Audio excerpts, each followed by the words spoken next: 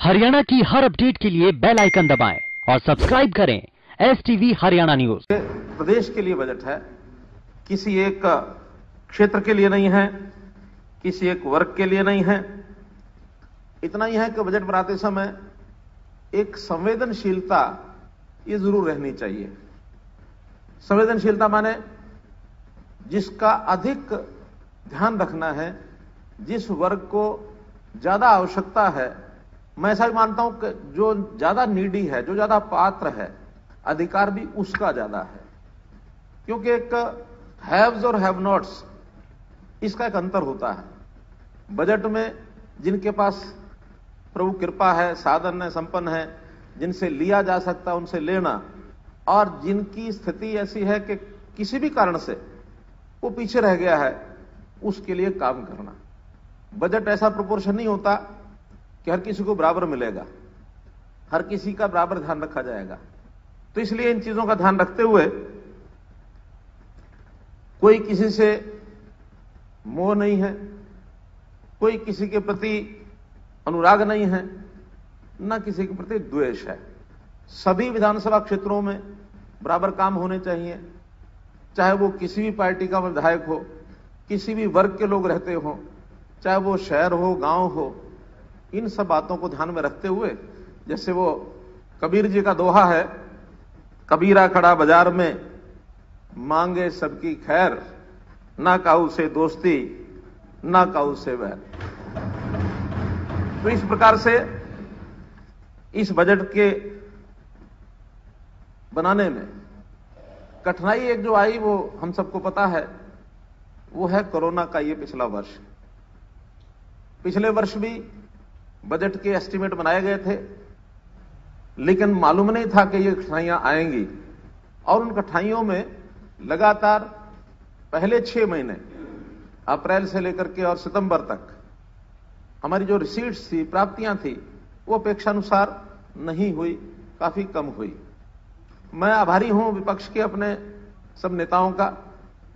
आज हमारे यहां बीच में एक विपक्ष के जो प्रमुख नेता, जिस भी कारण से वो यहां नहीं है अलग बात है, लेकिन सबका सहयोग, चाहे हुड्डा साहब थे, चाहे हमारे अध्यक्षा कांग्रेस पार्टी की थी शैलजा जी, चाहे अपने अभय जी, ये सब मिल बैठ करके हम लोग वीडियो कॉन्फ्रेंस के माध्यम से मीटिंग्स करते थे और एक एक बात का हम चर्चा करते थे। उसमें से परामर्श होता था कि इस चीज को हम आगे बढ़ाएं। परिस्थिति ठीक नहीं है तो इसके लिए कोई साधन जुटाने हैं, लोन भी लेना पड़ा तो ले लेना चाहिए, क्योंकि आर्थिक स्थिति प्रदेश की अच्छी रहनी चाहिए। हमारे ध्यान में यह था कि हम किसी की जो पेंशन है वो ना रुके, किसी की सैलरी है वो ना रुके, रीपेमेंट ऑफ लोन वो तो ऑटोमेटिकली होता ही है, इंटरेस्ट वो अपने आप कटता है। तो ऐसे जो कमिटेड एक्सपेंसेस हैं वो सब हमको करने हैं, इसलिए कोई कट ना लगे। हमने किसी की बहुत प्रदेशों ने कट लगाए, प्रदेशों में सैलरीज का किसी ने 30% लगाया, किसी ने कुछ किया, किसी ने कुछ किया। हमने 15-20 दिन की सैलरी लेट जरूर हुई, 1-2 महीने, लेकिन धीरे धीरे वो 3-4 महीने में फिर लाइन पर आ गई।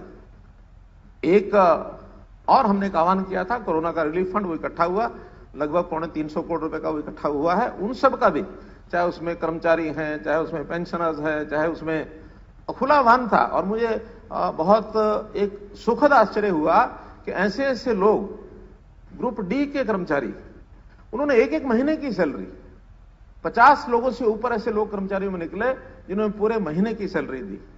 तो बहुत अच्छा एक योगदान हुआ। छोटी मोटी आलोचना वो होती रहती है, उसकी कोई चिंता नहीं है, लेकिन इस कोरोना के इस समय में एक बार तो बीच में 15,000 करोड़ रुपए के राजस्व की कमी हो गई थी, लेकिन अभी जो सारा हिसाब किताब लगाने के बाद वो कमी, हमारा जो एस्टिमेट्स थे, केवल 5,000 करोड़ रुपया उसमें कम रहेगा। इससे ज्यादा कोई कमी नहीं आएगी। आखिर मार्च के 31 तक जब सारा एक्चुअल में रिसीट्स हो जाएगी, ऐसा अनुमान है कि 5,000 करोड़ तक ही होगा, इससे ज्यादा नहीं। इस बार का बजट बहुत से विषयों पर चर्चा हो रही है। एक ही बात मैं कहना चाहूंगा कि आखिर हमने जो विचार किया है उसमें प्रमुखता के विषय कई हैं, लेकिन फिर भी सिंचाई और कृषि, इन दो पर एक फोकस किया है। कई तरह की आलोचना हुई है, कृषि का बजट नहीं बढ़ा, घटा, यानी इसमें आंकड़े आपको स्पष्ट ध्यान में आएंगे कि पिछली बार का जो हमारे रिवाइज एस्टिमेट्स हैं, अब एक थोड़ी दुविधा और होती है कि हम जो आंकलन करते हैं वो बजट एस्टिमेट से उठाते हैं और फिर आज के बजट एस्टिमेट से जोड़ते हैं। मेरा कहना यह है कि बजट के समय, क्योंकि हमारा रिवाइज एस्टिमेट रिसेंटली बना हुआ होता है, बजट एस्टिमेट कुछ और होता है, रिवाइज एस्टिमेट कभी बढ़ता है कभी घटता है। स्वाभाविक है कि इस बार घटा भी है, क्योंकि हमारे जैसे आमदन कम हुई वैसे हमारे खर्चे भी कम हुए। तो जो रिवाइज एस्टिमेट्स हैं वो लेटेस्ट है, पिछले महीने के बने हुए, इस एक्चुअल के नजदीक वो रहेंगे, तो इसके साथ तुलना करनी चाहिए अगले बजट एस्टिमेट की। तो जहां कहीं आंकड़ों में अंतर आ रहा है वो इसी कारण से आ रहा है कि हमारे कुछ मित्रों ने बजट एस्टिमेट के साथ तुलना की इस बजट की। मैं तुलना रिवाइज एस्टिमेट से करूंगा, क्योंकि रिवाइज एस्टिमेट का और बजट एस्टिमेट का अंतर बहुत आता है। तो रिवाइज जो है वो बहुत एक्चुअल्स के नजदीक होता है। इसके हिसाब से हमारा जो रिवाइज एस्टिमेट कृषि का था वो 5052 करोड़ रुपए का है, और अभी हमने जो बजट इस 21-22 का एस्टिमेट किया है 6111 करोड़ रुपए आ गया है। तो इस नाते से यह बढ़ोतरी 20.9% है। तो इसलिए इसी प्रकार इरिगेशन,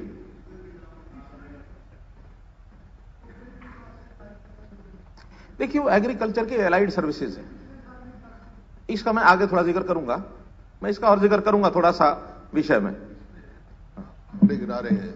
जहां तक कृषि की एलोकेशन की बात है, पिछली बार 4% कृषि को था, अब के घट गया 3% के करीब रह गया। तो ये घटा है, इसमें तो कोई दो राय नहीं, और मानने में कोई बात नहीं, आपकी दिक्कत हो सकती है, इसमें क्या बात है, लेकिन कृषि में बजट घटाया है। मैं उसका थोड़ा उल्लेख थोड़ा बाद में करूंगा। इसी प्रकार इरिगेशन में जो हमारा रिवाइज एस्टिमेट है वो 2892 करोड़ का है, और जो नया बजट हमने रखा है वो 5081 करोड़ का रखा है, जो 75% जो है वो ज्यादा है। और उसमें दो चीजों का उल्लेख इसलिए करना चाहूंगा, एक तो वेस्टर्न जमुना कैनाल जिसका रेनोवेशन हो रहा है, उसके ऊपर शुरू से लेकर हथनी कुंड से लेकर के और आखिर बालोड़ ब्रांच तक उसके रेनोवेशन में पैसा लग रहा है, तो उस पर इस पर काफी पैसा लगेगा। ऐसे ही इसमें माइक्रो इरिगेशन वो भी शामिल है। माइक्रो इरिगेशन का हमने एक बड़ा प्रोजेक्ट लेने के लिए कहा है, लोगों से एप्लीकेशन मांगी है, इंटरेस्ट मांगा है कि किस प्रकार से उसको हम आगे बढ़ाएंगे। उसका एक बड़ा प्रोजेक्ट होगा, उस पर भी लगभग काफी पैसा उस पर लगने वाला है। तो कुल मिलाकर इसमें बढ़ाया है। तो ऐसा एग्रीकल्चर इरिगेशन अल्टीमेटली है ये किसान के लिए ही। तो इसलिए मैं इस पूरे बजट को, बाकी सब विभागों का महत्व अपनी जगह है, लेकिन मैं इस बजट को किसानों को समर्पित करूंगा, और ये किसान को समर्पित अपना ये बजट, इस नाते से मैं किसान कल्याण के लिए बजट का उल्लेख करता हूं। अब कुछ आंकड़े जिनके ऊपर जरूर मैं बोलना चाहूंगा, क्योंकि जैसा बताया गया कि आंकड़ों का अपना एक महत्व होता है और उससे चीजें ध्यान में आती हैं। कुछ बहुत एक मैक्रो पैरामीटर्स, स्थूल जो आंकड़े होते हैं, उसके अंदर पहला तो एक विषय कि इस वर्ष कोविड के कारण से कंट्रैक्शन हुआ है बजट का पहली बार, यानी हमारा जो ग्रोथ है वो नेगेटिव में है। जीएसडीपी पिछले किसी भी वर्ष नेगेटिव नहीं थी, लेकिन इस बार नेगेटिव में, वो भी कारण कोरोना है, लेकिन उस पर भी हमने कंट्रोल किया है। यानी ऑल इंडिया लेवल पर ये जो कंट्रैक्शन है ये 8% की है, और हमारे स्टेट की कंट्रैक्शन 5.65 है, जबकि हमारे पड़ोसी प्रदेश पंजाब 6.41 है और राजस्थान 6.6% है। इसलिए हम ऐसे दोनों प्रदेशों की अगर तुलना, क्योंकि दोनों ही नजदीक हैं, दिल्ली के बजट का हमारे ऊपर कोई उस प्रकार का सीधा प्रभाव नहीं पड़ता, उनकी नेचर अलग है बजट की, हमारी नेचर अलग है। हालांकि उनका भी हमारे से ज्यादा कंट्रैक्शन है, 5.7 है, हमारी 5.65 है। तो इसलिए ये जो ऑल इंडिया से भी और आसपास के प्रदेशों से भी हमने कोविड में अपने आप को एक कंट्रोल किया है कि ज्यादा कंट्रैक्शन ना हो। हमारी जो बोरोइंग्स हैं 20-21 की और 21-22 की, इसकी तुलना अगर करेंगे तो 20-21 में विदाउट उदय हम जो है डेट जो बोरिंग है 20.25% है, विद उदय ये 23.27 बनती है, क्योंकि उदय के कारण से हमारा जो डेट है वो ज्यादा बढ़ा उन 2 सालों में, तो उन दोनों के आंकड़े एक प्रकार से साथ साथ मिलान करना पड़ता है। विदाउट उदय कम रहता है, विद उदय ज्यादा होता है। अगर हम पंजाब की बात करें तो विदाउट उदय 41.69% है, हमारा 20.25 है, यानी इतना अंतर है हमारी आर्थिक स्थिति में और पंजाब में। और अगर राजस्थान की बात करें तो विदाउट उदय 42.7% है। तो ये आंकड़े ये बताते हैं कि हमने अपने आप को बहुत ही संयम से चीजों को आगे बढ़ाया है। यही अगर 2021-22 के जो प्रोजेक्शन है उस प्रोजेक्शन में रेवेन्यू का जो डेफिसिट है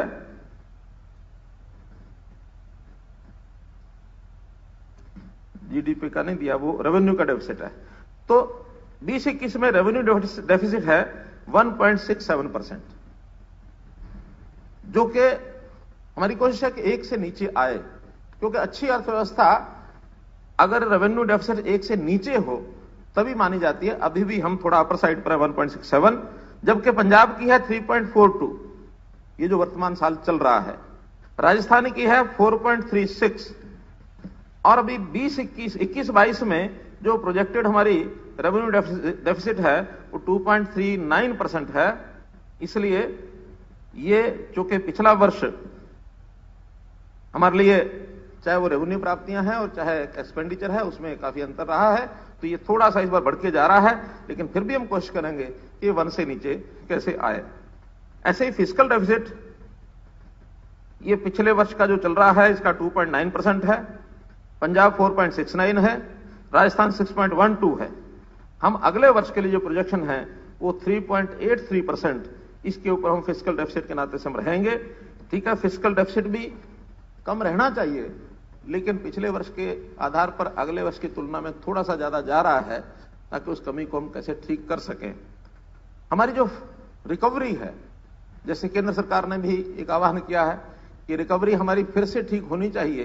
एक डिप आया है, इसको हम कैसे वी शेप रिकवरी के नाते एकदम ऊपर बढ़ा सकें, तो उसका एक प्रयत्न रहेगा। तो वी शेप रिकवरी के नाते भी हम विचार करेंगे। फिस्कल डेफिसिट जो 3% से हमारा कम है, भारत सरकार ने इसकी सीमा 5% कर दी है, क्योंकि 5% के हिसाब से जैसे एक सुविधा है, कुछ कंडीशंस के साथ है। 4% पर कोई कंडीशन नहीं है, लेकिन 4 से 5 पहुंचने पर कुछ कंडीशंस लगाई गई हैं। हम उस कंडीशन में से 0.75% अर्न कर चुके हैं, अर्थात आज भी हम 4.75% अपना लोन ले सकते हैं, डेट ले सकते हैं, लेकिन हम फिर भी 3 और 4 के अंदर रहेंगे, 4 से ऊपर नहीं ले जाएंगे। ऐसी हमारी एक प्रकार की ये व्यवस्था रहेगी। जबकि अन्य राज्यों का जो इस समय का, जैसा मैंने पंजाब का बताया है, राजस्थान का बताया है, केरल भी 4.3% पर है, बिहार 6.8% पर है, छत्तीसगढ़ 6.5 पर है, उड़ीसा 3.5 है, बंगाल 3.9 है। ऐसे जो बड़े प्रदेश हैं वो सब प्रदेश, उसमें हमारी स्थिति अच्छी है, ऐसा मैं इसमें से बताना चाह रहा हूं।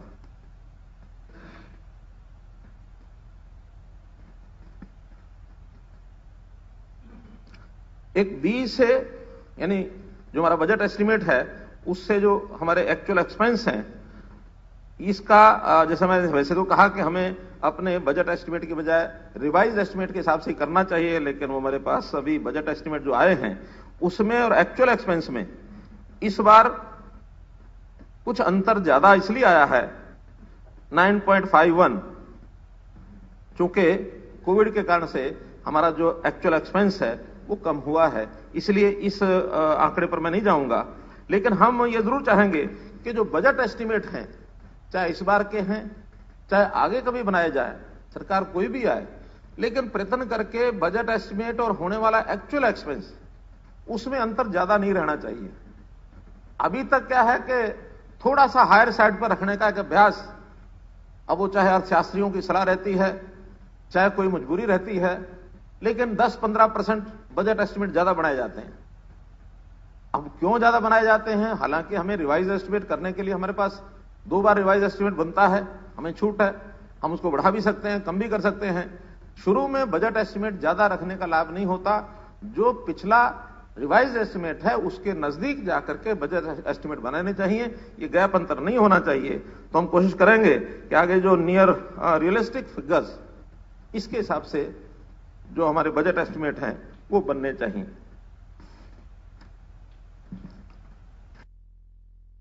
जो बात है उसमें मैं एक बात जोड़ना चाहूंगा कि लगातार हमारी जीएसटीपी करंट प्राइसेस के ऊपर वो बढ़ रही है। मैं बहुत पुराना तो नहीं, लेकिन 10 साल का जो आंकड़ा मेरे पास है 11-12 से लेकर के और आज 20-21 का जो एस्टिमेट है और फिर 21-22 का जो प्रोविजनल एस्टिमेट है, उसमें हम 2,97,000 11-12 में शुरू किए थे।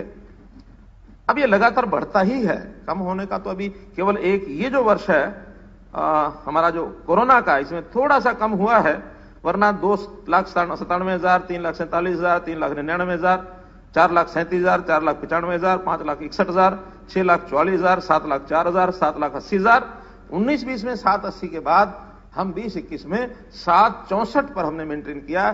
केवल 16,000 करोड़ रुपया ये हमारा करंट प्राइसेस के कारण से कम हुआ है। और अगले जो हमारी एस्टिमेट्स हैं वो 8,87,000 करोड़ रुपए का ये हमारा एस्टिमेट है। तो इसलिए इस कोविड के बाद अगले वर्ष में ये सारी हम क्षतिपूर्ति कर सकें, ऐसी हम योजनाएं बनाएंगे। ग्रोथ जो है लगातार हमारी 10%, 6.5%, 6%, 8%।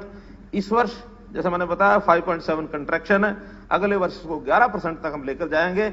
इसलिए ये अनुमान हमारे इस प्रकार से है। एक चीज जो सबको ध्यान में रखनी चाहिए, इसलिए अगेन आंकड़ा मेरे पास ये 15 साल का है, ट्रेंड्स इन कमिटेड एक्सपेंडिचर।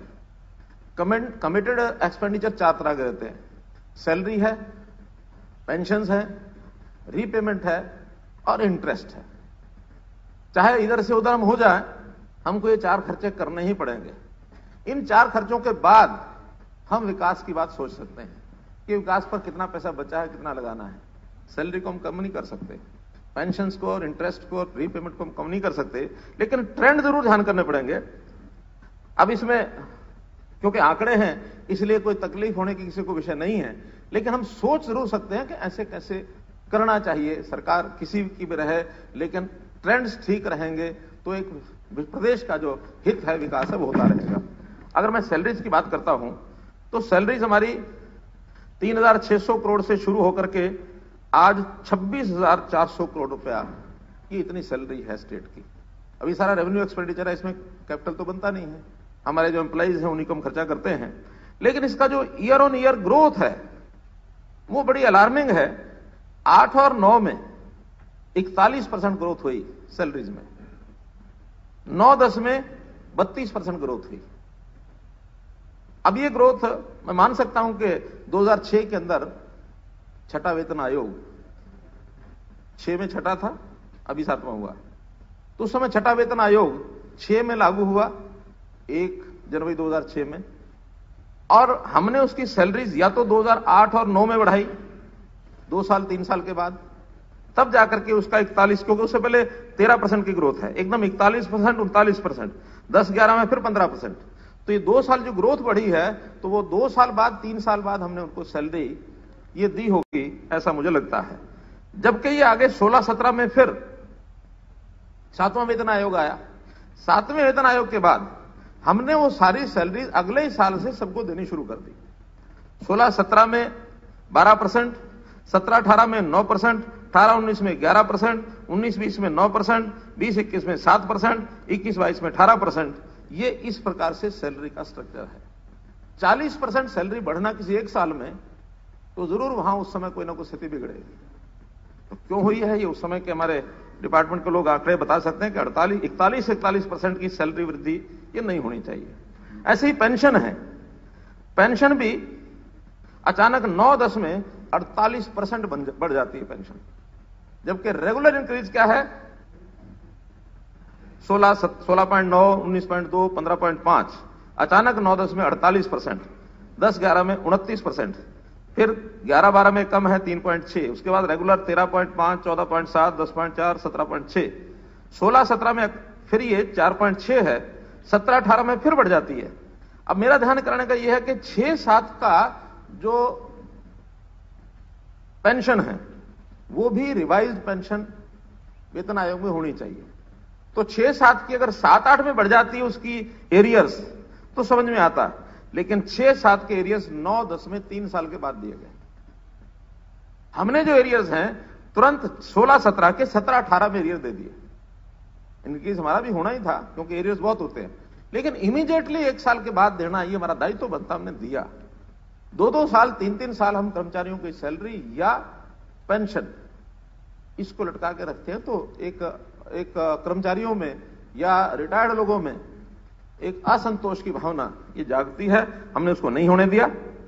19-20 में फिर 8% बढ़ोतरी हुई पेंशन की, 20-21 में 12% हुई। इस बार की पेंशन कुछ कम होगी ऐसा एक आंकड़े लिखे गए हैं। कम होने के कारण एक बात मुझे ध्यान में आ रही है कि हो सकता है कि जो लोग 6 के बाद एम्प्लॉय हुए होंगे, रिक्रूटमेंट जिनकी हुई होगी, 6 के बाद की पेंशन का बोझ ये सरकार के ऊपर नहीं आएगा। अब वो धीरे धीरे जैसे जैसे ये संख्या 2006 के बाद के एम्प्लॉयज की रिटायरमेंट की बढ़ेगी और हमारे नए कर्मचारी आएंगे तो ये पेंशन धीरे धीरे वजन घटेगा। इसमें हम सब लोगों को जानकारी होनी चाहिए, इसलिए मैं बता रहा हूं, क्योंकि न्यू पेंशन स्कीम में सरकार को पेंशन नहीं देनी होती। उनके जो अपने फंड्स है जो जमा हो रहे हैं 6 के बाद, उसी फंड में से उनको पेंशन मिलेगी। उसकी इन्वेस्टमेंट होती है, जो डिविडेंड आता है उसके हिसाब से उनको पेंशन मिलती है। इसी प्रकार इंटरेस्ट भी लगातार 17%, 21%, 20%, 18%, 23%, 18%, 19% ये इंक्रीज हुआ। 16-17 में अचानक 27% इंक्रीज हुआ।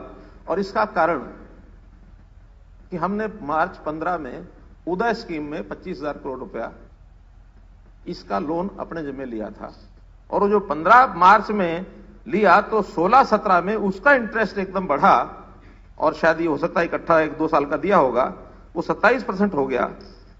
और उसके बाद फिर वो 13-14, 15% ये इंक्रीज हमारा है। हर साल का इतना इंक्रीज हो जाता है। जैसे हम बजट को कहते हैं ना कि 13% बढ़ गया, तो हर एक खर्चा 13%, 15%, 16% बढ़ता है, चाहे वो सैलरी हो, चाहे इंटरेस्ट हो, चाहे पेंशन हो, सब हर साल बढ़ते हैं। इसलिए बहुत चीजें वो हमारे हाथ में नहीं रहती, ये जो होती हैं इसका हिसाब हमको लगाना ही पड़ता है। एक आंकड़ा और मेरे पास है, वो है इंटरेस्ट का, क्योंकि एक बड़ी मजेदार बात है कि इंटरेस्ट भी लगातार, इसका भी हम लोग को ध्यान रखना पड़ता है कि कैसे इंटरेस्ट को कंट्रोल किया जाए।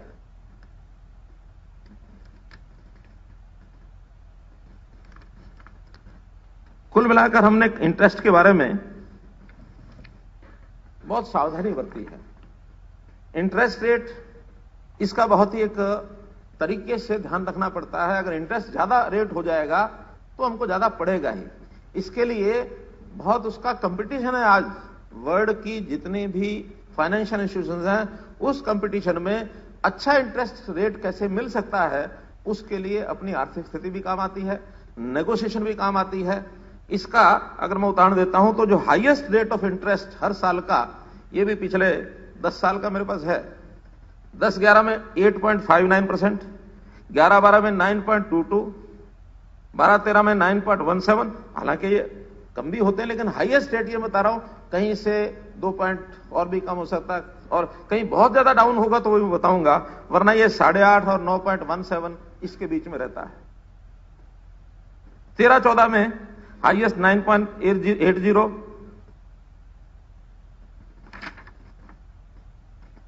14-15 में 9.07। अब 15-16 में ये आ जाता है एकदम 8.51। 16-17 में ये हाईएस्ट आता है 7.98, और यहां लोएस्ट रेट की भी नेगोशिएशन करके हम 6.86% पर ये हम लोन लेके आए हैं। अगर 17-18 में करेंगे तो 8.45, 18-19 में 8.62। 18-19 में एक और विषय जो हमने शुरू किया कि जो महंगे रेट के जितने भी लोन थे उसको अदला बदली करके कैसे सस्ते रेट पर लिया जा सकता है, उस पीरियड का पूरा जो इंटरेस्ट होता है वो देकर आगे उसको परचेज कहते हैं, परचेज ऑफ लोन। वो परचेज ऑफ लोन हमने करना शुरू किया। एक लोन 2013 में 9.89% का 2013 में लिया हुआ था, जिसको हमने बदल करके 7.5% पर किया, यानी लगभग 1.5% रेट ऑफ इंटरेस्ट कम करके उसको अदला बदली की। ये सिस्टम में हमने शुरू किए। और इसके बाद 19-20 में हाईएस्ट 8.18, लोएस्ट 6.90, 20-21 में ये रेट इंटरेस्ट 8% हाईएस्ट और 4.4% ये लोएस्ट, जिसके कारण से ये रेट ऑफ इंटरेस्ट कैसे कम हो और इसका हमारा परसेंटेज कैसे ठीक हो, इसके लिए भी हमने बजट का एक प्रयत्न करके इस काम को हम लेकर के आए।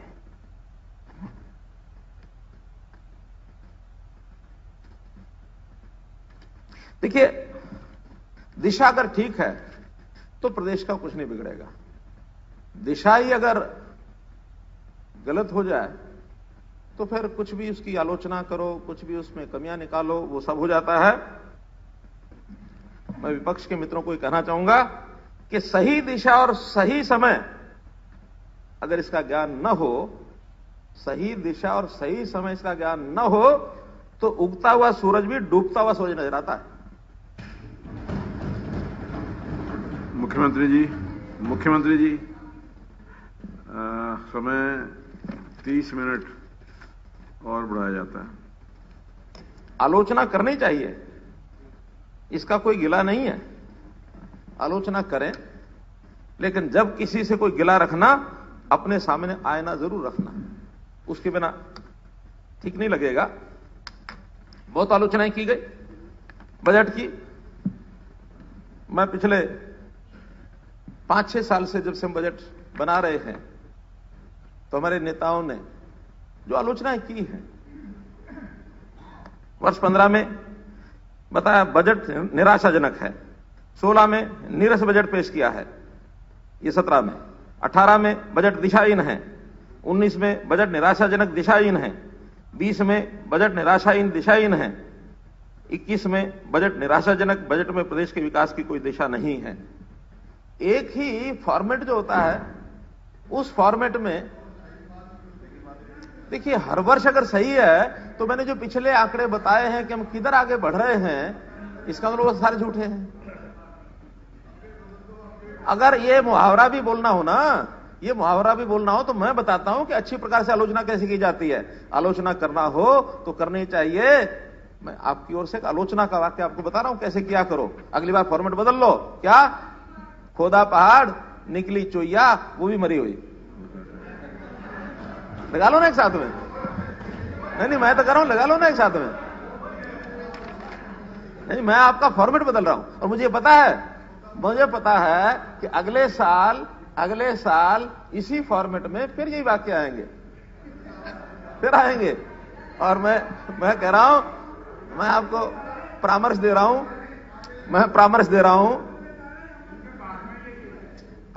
हूं कि फॉर्मेट बदल लो। वास्तव में कोई कमी हो तो बताओ, हम स्वागत करेंगे।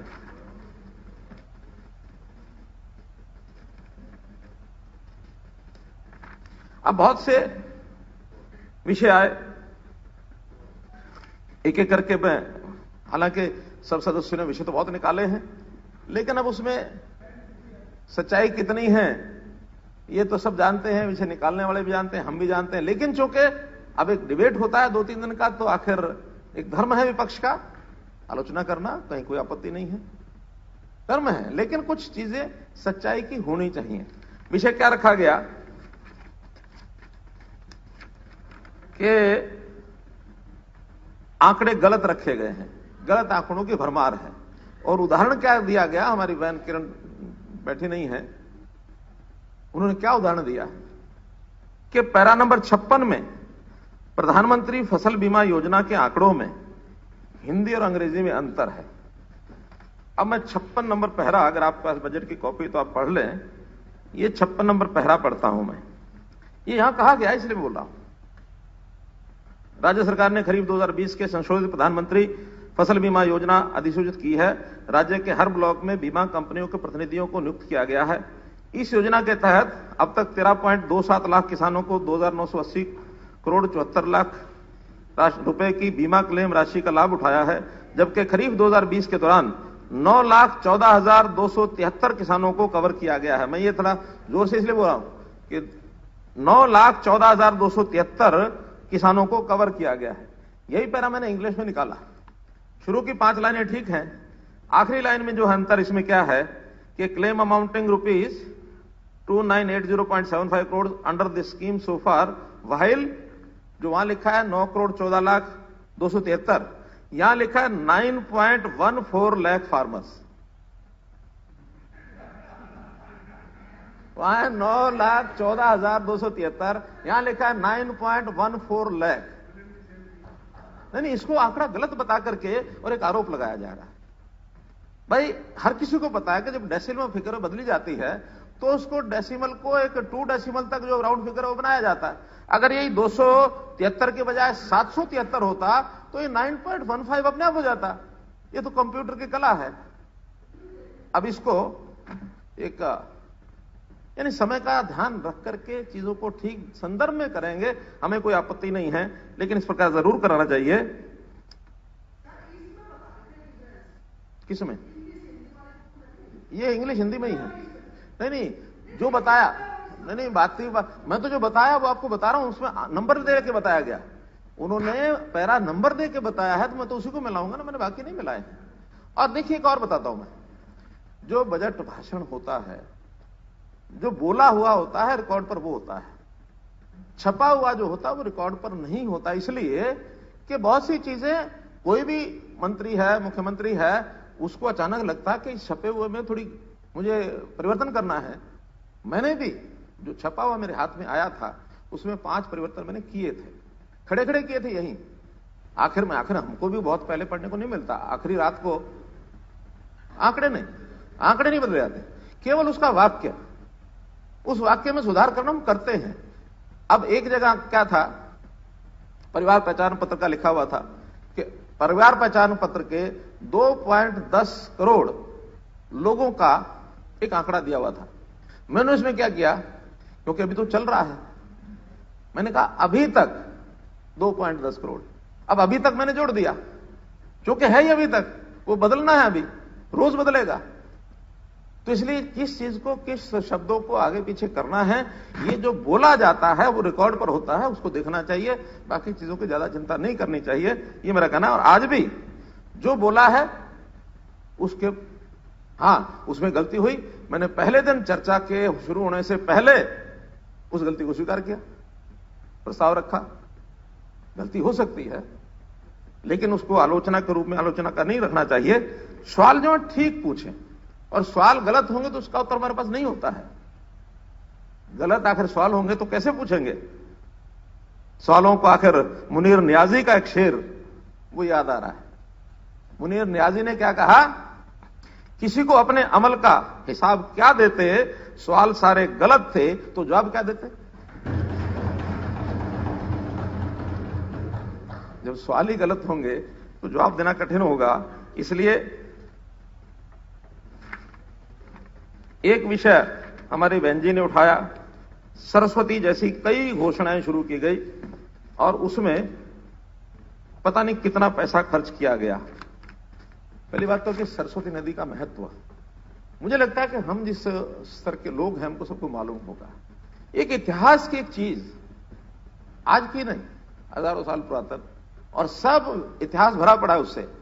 सैकड़ों ग्रंथ लिखे हैं कि कभी पहाड़ों के अंदर उथल पुथल हुई, और जो सरस्वती नदी जिसका उद्गम स्थान हरियाणा में ही आदि बद्री में माना जाता है, वहीं से उसका उद्गम स्थान आज भी माना जाता है। ये ठीक है, पानी की धाराएं डाइवर्ट हो गई, कुछ उसमें पंजाब की नदियों में चली गई, कुछ सिंधु में चली गई, कुछ यमुना और गंगा में चली गई। आज भी यमुना गंगा की जहां संगम है, माना जाता है कि यहां त्रिवेणी है, और वहां अंदर से नीचे से सरस्वती का भी उद्गम स्थान है, वहां रंग बदलता है, ऐसी मान्यता है। और एक सरस्वती जो सैटेलाइट के द्वारा प्रमाणित हुआ है, क्योंकि सैटेलाइट आज भी अंडर करंट्स की फोटो लेता है। तो उस अंडर करंट में जो इस समय का हम मानते हैं आदि बद्री और गुजरात और राजस्थान और गुजरात और उसके बाद अरब अखाड़ी, वहां जाकर के वो गिरती थी। अंडर करंट्स आज भी उसमें ऐसी मिलती हैं कि ये अंडर करंट्स धरती के अंदर बहुत नीचे तेजी से पानी की चल रही है। अब वो 10,000 फुट है कि 20,000 फुट है कि 30,000 फुट है, लेकिन नदियों के अंडर करंट्स भी होती है। तो उस मान्यता को ध्यान में रखते हुए आया कि सरस्वती की खोज या सरस्वती का एक मार्ग जो था उस पर थोड़ा सैंक्टिटी उसकी बनानी चाहिए। मुझे याद है कि मैं संघ का प्रचारक था 1986 में। इतिहासकार डॉक्टर वाकणकर जी उसी काम के लिए आए थे। पैदल 3 दिन उनके साथ में घूमा था। वहीं से आदिबद्री से शुरू किया और पिपली कैथल तक, वहां से आगे तो फिर वो घग्गर का जो रास्ता है बताया जाता है कि वो रास्ता है सरस्वती का, कलायत कपोल में नहीं, उधर से वो रास्ता उसमें मिल जाता है। तो वहीं तक गए थे। उसके बाद फिर मैं वापस आया, वो आगे फिर गुजरात तक भी गए थे वो। तो कुल मिलाकर के राजस्थान गुजरात ये एक मान्यता है और उस पर अगर कुछ काम करना शुरू किया है, एक हेरिटेज बोर्ड बनाया है और उसके छोटे बड़े फंक्शन हम साल में करते हैं। कुल मिला के आज मैंने डिपार्टमेंट से पूछा, उनका जी 1,15,00,000 रुपया सारे साल का खर्चा है। उसमें जो लोग एम्प्लॉई हैं उनके भी हैं, कुछ कार्यक्रम करते हैं उनके भी हैं, छोटे मोटे काम भी वहां हो रहे हैं। कहीं एसटीपी है, कहीं जमीन का लेने का विषय है कि उस जमीन का जहां कहीं एनक्रोचमेंट है या जहां कहीं अभी रेवेन्यू में पुराने रेवेन्यू खोजे गए, उसके अंदर नदी का नाम लिखा है, आज लोगों के कब्जे हो गए, रेवेन्यू रिकॉर्ड बदल गए, वो एक टीम उसमें काम लगी है। तो 1,15,00,000 को इशू बनाकर कि सरस्वती पर कितना खर्च हुआ, अरे 1,00,000 2 लाख करोड़ रुपए का हमारा बजट है। ऐसी हमारी जो मान्यताएं हैं, उन मान्यताओं के हिसाब से चाहे वो सरस्वती हो, चाहे वो गीता हो, चाहे वो गाय हो, चाहे कोई भी विषय हो, उसके ऊपर काम करने में आपत्ति नहीं हम करेंगे उसको। एक विषय कहा गया कि विद्युतीकरण की सब्सिडी, ये भी हमारे किरण बहन जी ने विषय निकाला कि ये कम हो गई है, 440 करोड़ रुपए कम हो गई है।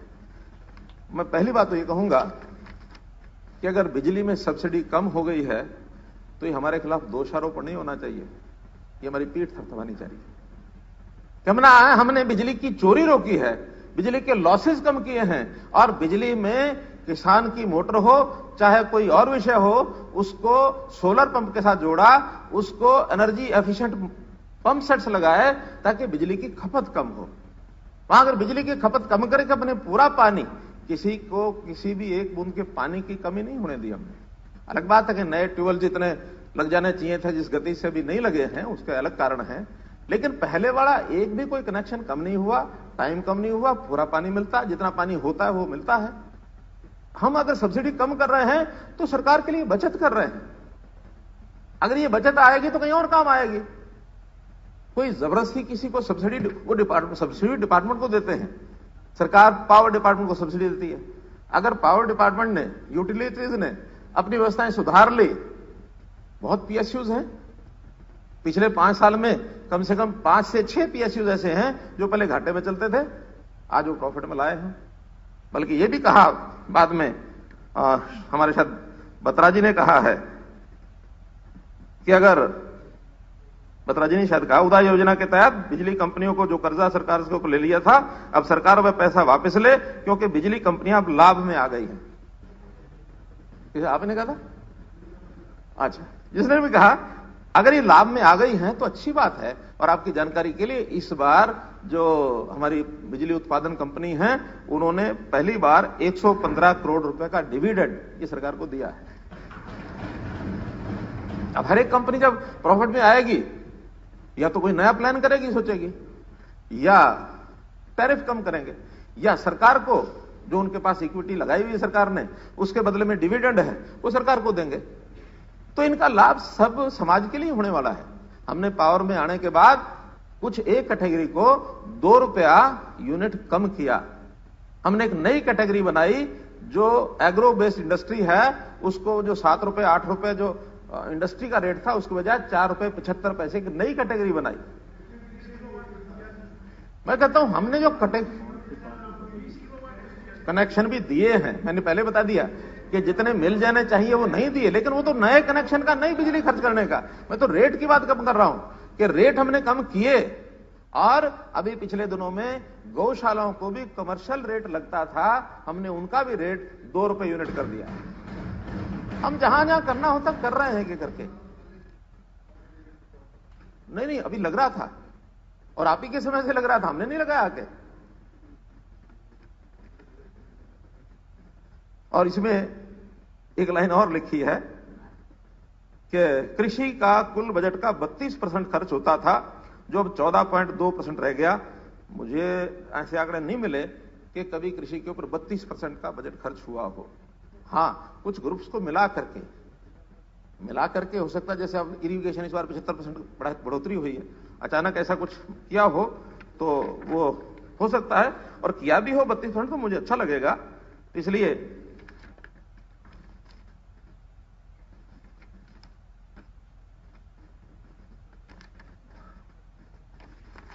मेरा इतना ही कहना है कि बजट की आलोचना करनी हो तो ठीक प्रकार से करें। अगर ठीक विषय ना निकलते हो, प्रशंसा ना करें, चुप रहें। अच्छा, वैसे अच्छी बात यह है कि इस बार बजट के ऊपर बहुत लोग बोले नहीं है। इस बार बजट की आलोचना पर थोड़े लोग बोले हैं जिनको बोलना ही चाहिए था, लीडर्स बोले हैं, लेकिन इतने सारे लोग बजट के ऊपर जैसी आलोचना मैं सोच रहा था उस प्रकार की आलोचना करने के आपके पास बिंदु ही नहीं थे, क्योंकि दिक्कत है नजर की है। ये नजर की दिक्कत है या नजरिए की तकलीफ है, ये जरा सोचना पड़ेगा।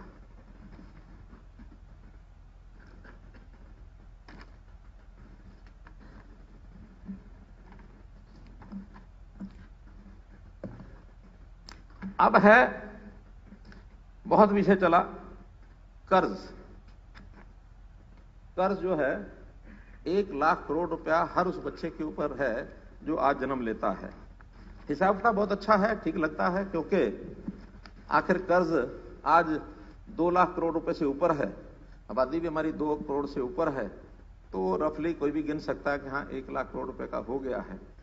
पहला तो मेरा इसमें यह कहना है कि हर सरकार डेट लेगी, आगे भी लेंगे, और ये डेट का एक फार्मूला, आप चाहे सरकार आपकी बनी या उससे पहले हरियाणा बना, तब से लेके आज तक उठा के देख लो, हर 5 साल में ये डेट डबल होता है। हर 5 साल में 1966 से हिसाब लगा लो। ये ठीक है कि 66 में उस समय शायद 100-200 करोड़ की जरूरत पड़ी होगी, 100-200 करोड़ लिया, 5 साल बाद 400 हो गया होगा, अगले 5 साल बाद 800 हो गया होगा। आप भी 2003-4 में 17,000 करोड़ रुपया था, उसके बाद 8-9 में ये 34,000-35,000 करोड़ हुआ, और फिर 5 साल बाद 14-15 में ये 70,000 करोड़ हुआ, 19-20 में ये 60,000। मैं बताता हूं मैं कई बार ये एक्सप्लेन कर चुका हूं, फिर बता रहा हूं। मैं बता रहा हूं, कई बार एक्सप्लेन कर चुका हूं, फिर कर देता हूं।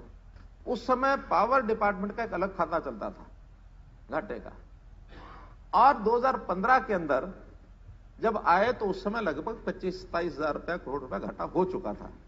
अगर ये घाटा 2014 वाले आपके लोन में जोड़ दिया जाए तो ये 17 और 26 96,000 करोड़ बनता है।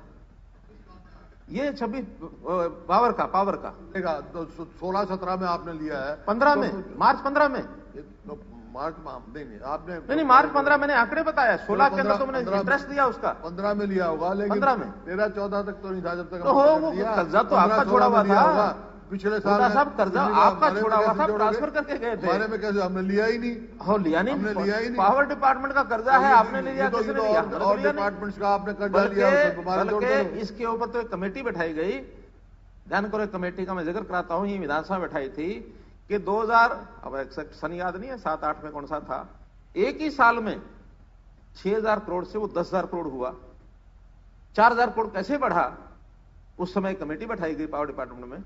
लेकिन खैर कमेटी ने फिर उस हिसाब से अपने उत्तर जो बनाए, और उत्तर भी क्या बनाया था कि कर्जा तो ठीक है लेते थे, लेकिन बीच में ये जो उदय स्कीम की शुरुआत हुई, ये आई तो है 15 में, शुरुआत उसकी उस समय 10-11 में हो चुकी थी कि ये सारा कर्जा जो है सरकारें अब्जॉर्व करेंगी।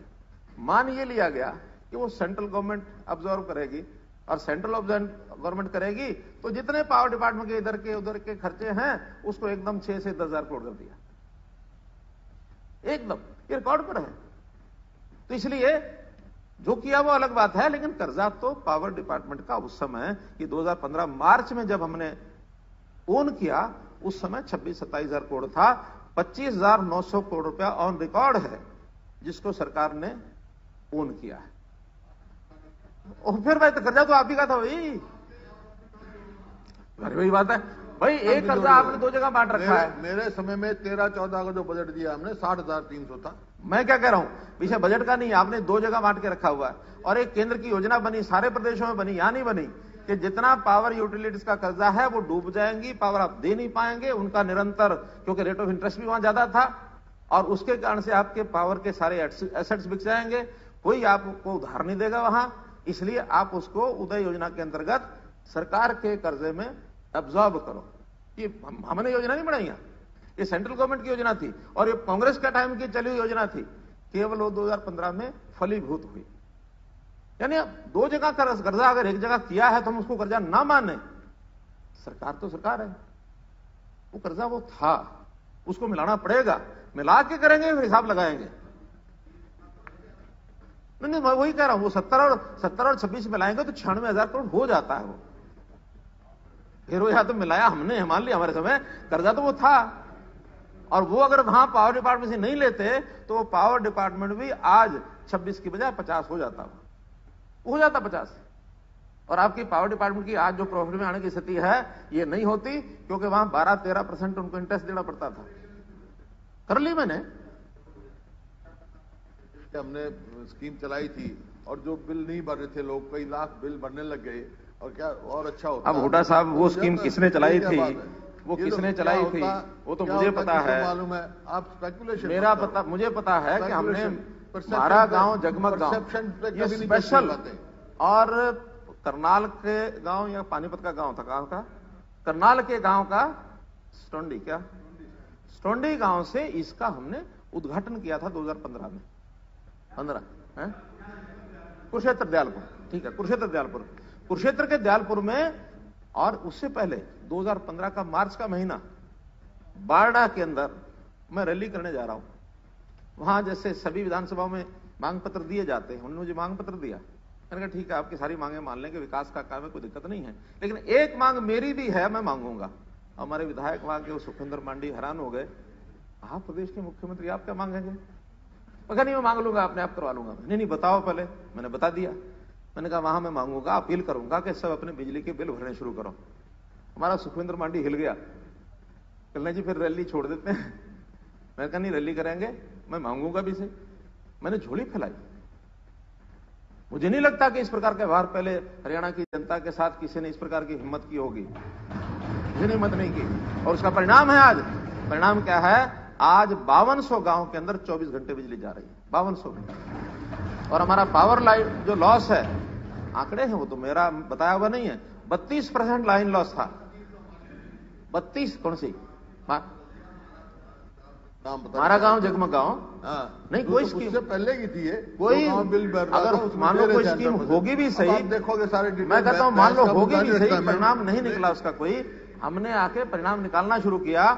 मुख्यमंत्री जी माफ करना, ये मत सोचो सरकार जो है वो ऑनगोइंग प्रोसेस है, कभी आप हमारी गवर्नमेंट भी चलता है, ये मत सोचो सब कुछ आपने किया, पहले कुछ भी मैं कहता हूं बिल्कुल ठीक बात है, बिल्कुल ठीक बात है। हरियाणा भी आपने बना दिया, सब कुछ बना दिया, आपने ही बना दिया, और सारी हमारे से पहले भी सरकारें यही हैं, उन्होंने भी अच्छी काम किया, उन्होंने भी ठीक किया, मैंने मना नहीं किया, मतलब नहीं, मैं तो उस विषय पर आ रहा हूं, मैं उस विषय पर आ रहा हूं कि कर्जा हर बालक पर 1 लाख रुपए का हो गया। 1 लाख हिसाब किताब ठीक है, कोई गलत नहीं है, लेकिन एक हिसाब और बताता हूं आपको मैं। आज इस प्रदेश में कोई बालक जन्म लेता है, सरकारी आंकड़ों में जब कर्जा है 2 लाख से ऊपर करोड़ रुपए का, वहीं हमारे जो एसेट्स है, जो हमारा हर साल स्टेट जीडीपी होता है, वो हमारा एक प्रकार से एसेट होता है। और अगर स्टेट का क्या उसका आंकड़ा बोलते हैं, वैल्यू एसेट, अगर उस सारे को जोड़ लिया जाए तो पिछले 6 साल में सारा जोड़ दिया जाए तो वही बालक, अब ये बालक को मैं कहूंगा कि इतना उसका ये हो गया, उसके घर में पैसा चला जाएगा, ऐसा नहीं है। एक स्टेट का एक सिस्टम होता है उसको जोड़ने का, जोड़ के डिवाइड करने का। वही बालक 12,91,000 रुपए का मालिक भी है। वो इसका कि हमारे जो एसेट वैल्यू है, जो इस स्टेट की है, वो सारी जो है, हाँ ग्रॉस जो भी कुछ है, लेकिन इतनी हमारी प्रॉपर्टी है, इस स्टेट की एसेट्स वैल्यू है, तो एसेट वैल्यू कहां से आएगी? वो आखिर स्टेट की, जनता की है, हर व्यक्ति की है। जैसे लोन हर व्यक्ति का है, वैसी एसेट भी हर व्यक्ति का है। इसको ध्यान में रख करके हमको अपना हिसाब तो लगाना चाहिए।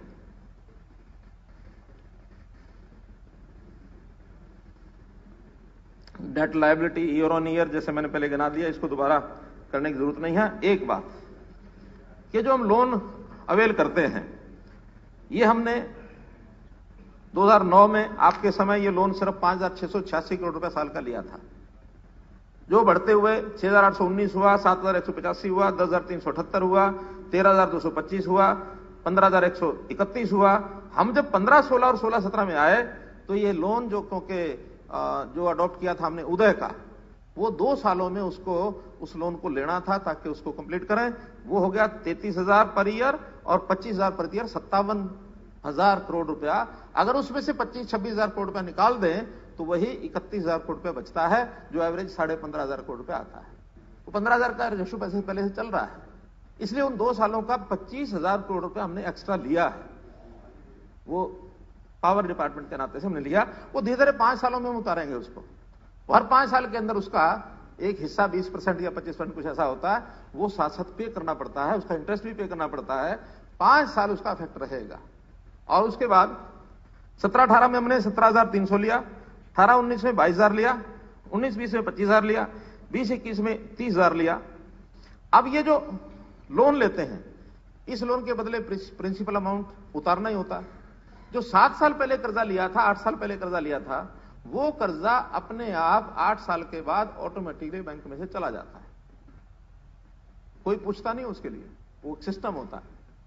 इसलिए जो कर्जा आज से 8 साल पहले लिया हुआ है, उसको आज हम उतार रहे हैं। हां, आज जो लेंगे ये भी 8 साल बाद उतारेगा ही कोई ना कोई। ऐसे ही इंटरेस्ट, चलो एक विषय बता रहा हूं मैं, ऐसे इंटरेस्ट हर साल का जितना अमाउंट होता है, चाहे वो 7 साल पहले लिया हो, 6 साल पहले लिया हो, 5 साल पहले लिया हो, टोटल 7 या 8 साल का जो कर्ज होता है, उसका इंटरेस्ट हर साल देना पड़ता है। तो इंटरेस्ट और मूलधन, इस दोनों को मिला करके हमने जो वापस किया, चाहे आपने किया चाहे हमने किया, उसके बाद टोटल रीपेमेंट के बाद कुछ पैसा बाकी बचता है। जो बाकी बचता है उस पर जरा ध्यान देने की बात है, क्योंकि वो लोन के लिए लोन और इंटरेस्ट हमने उतार दिया। बाकी जो बचा 9-10 में 2,500 करोड़ बचा, मैं इकाई दहाई छोड़ देता हूं, केवल सैकड़े बोल रहा हूं। 10-11 में 3,000 करोड़, 11-12 में 2,600 करोड़, 12-13 में 4900 करोड़, ये 4 साल का मैंने बताया। इसमें इंफ्रास्ट्रक्चर इससे बढ़ के हुआ 4 साल में, 2,500 के बदले 5,200 हुआ, 3,000 के बदले 4,700 हुआ, 2,600 के बदले 4900 हुआ, फिर 4900 के बदले 6200 हुआ। यानी जो इंफ्रास्ट्रक्चर है हमारा जो बचा हुआ लोन है उससे ज्यादा हुआ है। लेकिन अगले 4 साल 6,700 बचा, 7,700 बचा, 23,900 बचा, 13,400 बचा। इसमें जो इंफ्रास्ट्रक्चर हुआ वो कम हुआ, उसमें 13,000, 13, 14, 14, 15 ये आपके खाते में है। कम हुआ 4,700, यानी 6,700, 4,700 इंफ्रास्ट्रक्चर, 7,700 से 4,500। अगला हमारा 23,000 हमारे पास बचा, हमारा इंफ्रास्ट्रक्चर हुआ 20,000, मात्र 1.5% कम हुआ। अगला 13,000 बचा, हमारा इंफ्रास्ट्रक्चर पर खर्च हुआ 11,300, उसमें भी लगभग कितने परसेंट हो गया? 5-6%, 13,000 से 11%। अब जो इसके बाद 16-17 नहीं 17-18 में लोन लेते हैं हम 17,000 करोड़, इसमें से वापस करते हैं 13,000 करोड़ इंटरेस्ट और जो उसका कैपिटल अमाउंट है, प्रिंसिपल अमाउंट है। बाकी बचता 4,200 करोड़ रुपया जो लोन हम लेते हैं। हमने इंफ्रास्ट्रक्चर पर कितना खर्च किया मालूम है? हमने क्या 14,932, उससे 3.5 गुना ये हम इंफ्रास्ट्रक्चर पर खर्च कर रहे हैं जो हमारे पास बचा हुआ है। बाकी अपने जो रेवेन्यू है उसमें से करते हैं। अगला साल बचता है 5,353, खर्च करते हैं हम 16,000 करोड़ रुपया, 3 टाइम्स। अगला 6,400 करोड़, खर्च करते हैं हम 18,900 करोड़ रुपया, अगेन 3 टाइम्स। और कोविड का वर्ष है, इसमें जरूर 8,900 बचा, हमारा इंफ्रास्ट्रक्चर खर्च हुआ सिर्फ 6,900, यहां हम कम हुए। और अगले साल में जो ये बताया जा रहा है कि सिर्फ 10,000 करोड़ रुपया आप लोग इंफ्रास्ट्रक्चर पर खर्च करेंगे, कई लोगों ने आंकड़ा दिया है। मैं इसमें एक बात जोड़ना चाहता हूं, वो फिर आगे एक नए विषय में भी आएगा। हमने पिछली बार जो लोन अपना लेना था 40,000 करोड़ रुपया, वो 40,000 करोड़ न लेकर के हमने 30,800 करोड़ रुपया लिया है। 10,000 करोड़ रुपया कम लिया है, आवश्यकता कम थी इसलिए कम लिया है। इसलिए वो 8,500 करोड़ रुपया भी अगले साल ले करके, अगले साल लोन में जुड़ेगा वो, लेकिन अगले साल उसको हमने अलग अकाउंट में रखा है। उस अकाउंट का नाम क्या, थर्ड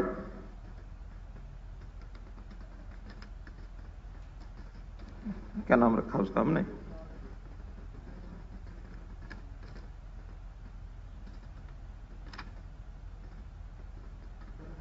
हम्म, 8,500 करोड़ रुपया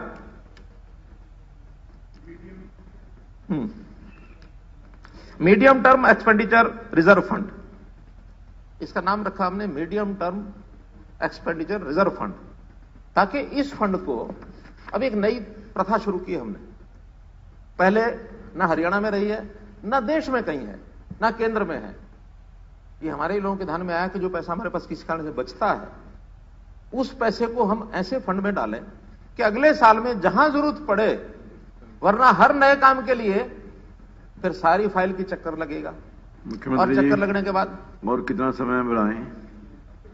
चलिए 15 मिनट और 15 30 मिनट 30 मिनट के सदन का समय 30 मिनट के तो बढ़ाया जाता है। उसमें सारे चक्कर कटाने के बजाय वो एक अप्रूवल जो है वो छोटी कमेटी कोई भी बना करके उसे करा दिया, और कोई भी कहीं भी एसेट कैपिटल एक्सपेंडिचर हमने करना है उसमें जाके किया जा सकता है। उसको ना कोई रिवाइज बजट में लाने की आवश्यकता है, फाइनल जब एक्चुअल होगा उसमें वो चला जाएगा। और ऐसा जो पैसा जहां से बचेगा, कई बार क्या होता है कि बजट हम ज्यादा तय कर देते हैं, उसके अंदर उतना खर्च नहीं होगा, उस पैसे को उससे अगले साल के लिए रिजर्व कर देंगे ताकि उसमें काम आएगा। कहीं भी एक बार रिजर्व किया हुआ पैसा इसको हम वेस्ट नहीं होने देंगे। नहीं तो आज यही रहता है कि पैसा जी लैप्स हो गया, काम पूरा नहीं हुआ, ये नहीं हुआ। परिस्थितियां बदलती रहेंगी, लेकिन एक स्पेशल हमने इसको विषय को बनाया है। तो अगले साल जो हमारा कैपिटल एक्सपेंडिचर है वो 10,000 की बजाय ये 19,142 करोड़ रुपया होगा। इसको जरा ठीक कर लेना चाहिए। ये हमारा इंफ्रास्ट्रक्चर के अंदर एक एडिशन होगा। फिस्कल का मैंने बता दिया है पहले कि हमारे आंकड़े वो सब आसपास के प्रदेशों से हमारे बहुत अच्छे हैं। सब्सिडी कम करने की बात जो मैंने बताई है उसके अंदर संशोधन इतना ही है कि वो कम नहीं हुई है सब्सिडी, बल्कि बढ़ी है, क्योंकि हमारा आरई का सब्सिडी का खर्च है 5,149 और हमने बी में रखा है 5600 करोड़ रुपया, तो 550 करोड़ रुपया सब्सिडी का अभी भी ज्यादा रखा है। बी में जितना रखा था उससे कम खर्च हुआ है। ये हमारी एक उपलब्धि है, ये भी मैंने इसमें आप लोगों को बताया है। अब हमने जो नए प्रयोग किए हैं उसके अंदर एक तो जैसे मैंने बताया कि हमने मीडियम टर्म इस प्रकार से एक व्यवस्था बनाई है इंफ्रास्ट्रक्चर की, और एक दूसरा इसके अंदर हमने क्या किया, आउटपुट जो है वो आउटकम बेस्ड, ये हमारा आउटपुट होना चाहिए। ये भी नई व्यवस्था है। अभी तक हम बजट के एक्सपेंडिचर को ही अपना आउटकम मान लेते हैं कि बजट 1000 करोड़ का है तो अगर इसमें 800 करोड़ खर्च हुआ तो इसका मतलब 80% प्रोग्रेस है।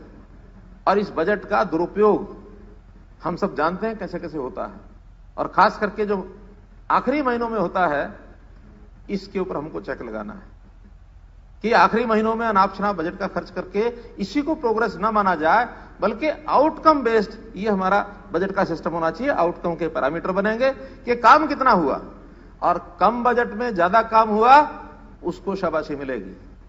ज्यादा बजट में ज्यादा काम कोई भी कर सकता है, लेकिन कम बजट में अच्छा काम करने की हम पद्धति खड़ी करेंगे, इसका सिस्टम बनाएंगे।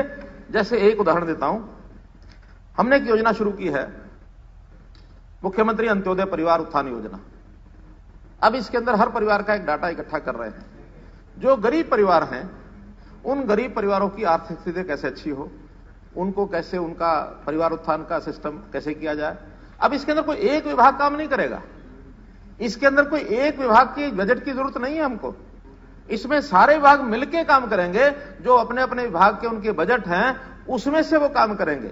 और इस श्रेणी में जो हमारी बहन शकुंतला जी कर रही थी कि आपने एससी का ध्यान नहीं रखा, आपने वुमेन का ध्यान नहीं रखा, आपने किसान का ध्यान नहीं रखा, ये जो श्रेणी बनेगी इसमें वुमेन भी होगी, इसमें गरीब भी होगा, इसमें किसान भी होगा, इसमें मजदूर भी होगा, इसमें युवा भी होगा, इसमें एससी भी होगा, बीसी भी होगा, जो गरीब है वो सब होंगे। एक प्रोग्राम हमने दिया है कि पहले चरण में हम 1 लाख परिवारों को उनकी आय को, अब देखेंगे 1 लाख परिवार की अपर सीमा क्या निकलती है, सर्वे के बाद निकलेगी, लेकिन हमें लगता है कि हो सकता है ये 30-40 हजार रुपए साल की आमदन के ही 1 लाख परिवार निकलना है। गरीब परिवार की कल्पना बहुत से लोगों को नहीं है, मुझे पता है, मैं उन बस्तियों में जाता रहा हूं। ऐसे ऐसे लोग जो एक छोटे से कमरे में 4 लोग, 3 लोग, 5 लोग सोते हैं, कोई चारपाई के ऊपर सो जाते हैं, कोई नीचे सो जाते हैं, रसोई छोटी सी है उसके अंदर भी टांगे सिकोड़ करके वो सो जाते हैं, 2 समय का भोजन उपलब्ध नहीं होता है, मजदूरी भी कभी मिलती है कभी नहीं मिलती है। ऐसे परिवारों का हम अलग अलग विभागों के सामने बात की है, उसके अंदर चाहे हमारा ग्राम विकास हो, शहरी स्थानीय निकाय हो, चाहे एनिमल हस्बेंड्री हो, रोजगार विभाग हो, स्किलिंग डिपार्टमेंट हो, बहुत सब विभाग अपने अपने तरीके से, सेल्फ हेल्प ग्रुप हैं वो अपना काम देते हैं, एमएसएमई इंडस्ट्री वो अपने तरीके से लोगों से काम लेती है। तो ऐसे सब लोगों को काम देने का करेंगे बैचेज में। हम ऐसी खुली घोषणा नहीं करते कि अच्छा भाई 5 लाख लोग आ जाओ हम काम देंगे, पहले 1 लाख, फिर उसके बाद अगला 1 लाख, फिर उससे अगला 1 लाख, लेकिन लोएस्ट वन, इसको कहते हैं हम अंत्योदय, अंतिम का उदय। महात्मा गांधी जी के नाम से, पंडित दीनदयाल जी उपाध्याय के नाम से ये सब योजनाएं चलती हैं। मनरेगा भी है, आखिर उस मनरेगा में भी बहुत लोगों को काम मिलता है, बहुत को नहीं मिलता है। तो जो लोवेस्ट इनकम ग्रुप के लोग हैं इसको हम सब चीजों से जोड़ेंगे। और पहला अधिकार, किसी भी योजना चाहे वो केंद्र सरकार की हो चाहे प्रदेश सरकार की हो, केंद्र सरकार के अपने पैरामीटर होते हैं, लेकिन हम उनको कहेंगे कि उससे कम पैरामीटर के जो लोग हैं पहले आप सहायता उनको दो, चाहे मकान की बात हो, चाहे पारिवारिक फंक्शन की बात हो, चाहे बेटी को पढ़ाने की बात हो, बेटी को उसकी शादी की बात हो, कितनी सहायता देते हैं, कितनी स्कीमें, हजारों करोड़ रुपए की स्कीमें हैं। लेकिन शुरुआत कहां से करेंगे? जो सबसे कमजोर है उसकी सहायता करेंगे। तो इसलिए गरीबी एक पैमाना, समरसता के लिए जरूरी है। हम समाज को जो अलग अलग वर्गों में सोचते हैं, ये एससी है, ये बीसी है, ये फला जाति का है, ये फला जाति का है, बीसी में भी 2 ग्रुप, एससी में 2 ग्रुप, जात और जात में जात और जात में जात लगे रहते हैं। ठीक है, उसकी मुझे कोई विरोध नहीं है, लेकिन उसमें भी आखिर जो आर्थिक रूप से कमजोर हैं पहले उनका सोचो। उनका सोचोगे तो निश्चित रूप से एक सुखी समाज इसकी हम कल्पना करते हैं। इसी प्रकार विभिन्न जो विभाग हैं उनके जो आवंटन आज तक हम अलग अलग करते रहे कि इस विभाग का इतना, इस विभाग का इतना, किसी का 100 करोड़, किसी का 500 करोड़, किसी का 20 करोड़, किसी का 100 करोड़, ये अलग अलग विभागों के अलग अलग बजट, इसको हमने थोड़ा बदला है। इसमें कुछ सेक्टर्स समूह बनाए हैं। सोशल सेक्टर कौन कौन से विभाग आते हैं, इंफ्रास्ट्रक्चर के कौन कौन से आते हैं, स्वास्थ्य के नाते क्या क्या चीजें हो सकती हैं। अब स्वास्थ्य में आयुर्वेद भी है, स्वास्थ्य में मेडिकल एजुकेशन भी है, स्वास्थ्य में आयुष्मान भी है, स्वास्थ्य में वेलनेस सेंटर भी है, स्वास्थ्य में व्यायाम योगशालाएं भी हैं। स्वास्थ्य का मतलब यह है कि आदमी पहले तो बीमार ना हो, इसकी योजना बनानी पड़ेगी। बीमार होकर इलाज करना हमारा दायित्व, हम करेंगे, लेकिन उससे पहले अगर हमने योजना बना ली कि बीमार क्यों होता आदमी, उसका ठीक शरीर का पालन पोषण हो जाए, उसको खाने पीने के लिए ठीक से सुविधाएं मिल जाए, उसको कोई ना कोई डाइटिशियन सलाह देने वाला भी हो, भी ये खाया कर, ये मत खाया कर, उसकी बीमारी की पहचान करके उसको कोई ना कोई, ये सारी चीजें भी हमको करनी पड़ेंगी। इसके लिए हमने 1100 वेलनेस सेंटर्स, जो हमारी योग व्यायामशालाएं हैं उसी के अंदर 1000 वेलनेस सेंटर इस साल खोलने की योजना है, इसको आगे बढ़ाएंगे। तो ऐसे मैंने एक उदाहरण दिया है। इसी प्रकार जैसे राजस्व संसाधन जुटाना है, परिसंपत्ति, उनका मुद्रीकरण, अब जमीनों को इतने झगड़े, इतने दुनिया भर की स्कीमें, उनको एक हेड में लाए हैं। उस हेड में जो संबंधित डिपार्टमेंट्स हैं वो मिलकर के योजना बनाएंगे, और उस मिलकर के योजना बनाने में किसी एक जगह का बजट दूसरी जगह भी हमको खर्च करना है तो उसमें सुविधाएं देंगे, ताकि उस पूरे सेक्टर का लोगों को लाभ मिल सके। ये भी हमको करना है, इसकी हमने योजना बनाई है।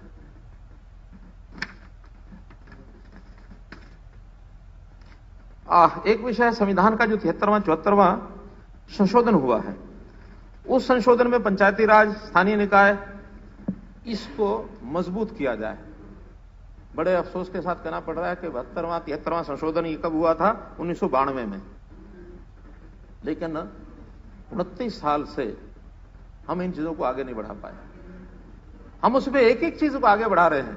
सबसे पहले हमने इंटर डिस्ट्रिक्ट काउंसिल बनाई। इंटर डिस्ट्रिक्ट काउंसिल जैसे सेंट्रल लेवल पर होता है इंटर स्टेट काउंसिल, हर स्टेट की आदमी, पहले हमारे योजना विभाग होता था, वो नीति आयोग हो गया, उसके अंतर्गत यह काम किया जाता है। हर स्टेट का ध्यान रखते हैं और खास करके जो स्टेट्स पिछड़ी हुई हैं उनका थोड़ा ज्यादा ध्यान रखने के लिए एक नीति आयोग योजना बनाता है। ऐसे ही इंटर डिस्ट्रिक्ट काउंसिल में भी हम उन स्थानीय निकायों को, चाहे वो ग्रामीण क्षेत्र के हैं चाहे शहरी क्षेत्र के हैं, विकेंद्रीकरण करके ज्यादा तो ताकत देंगे, ज्यादा उनके अधिकार होंगे, फंड्स भी उनके जो स्टेट ने देना है, सेंटर ने देना, वो सब देंगे, उसका बजट में उल्लेख होगा। लेकिन हर इकाई अपना बजट स्वयं बनाए, हर इकाई की इनकम बढ़े, उनको ये अधिकार भी हम देंगे कि ये क्षेत्र ऐसे हैं। अभी उसमें यह है कि न्यूनतम हम तय करेंगे कि ये इतना परसेंट इस मद में आप लगा सकते हैं।